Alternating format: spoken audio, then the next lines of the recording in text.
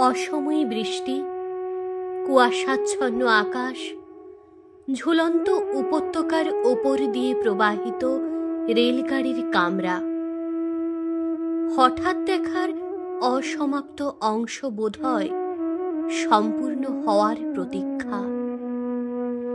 কবিগুরুর কাল্পনিক চরিত্রকে আমি বাস্তবতার ছোঁয়া দিতে খুবই আপ্লুত। জানালার ঝাপসা কাঁচের মধ্য দিয়ে দূরের ফাঁকা রাস্তায় পড়ে আমার মন।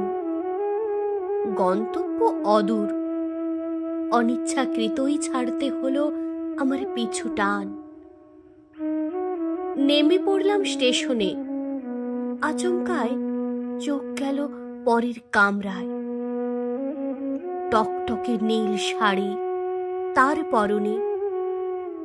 চোখে চোখ পড়তেই ঘুরিয়ে নিল তার মুখখানি।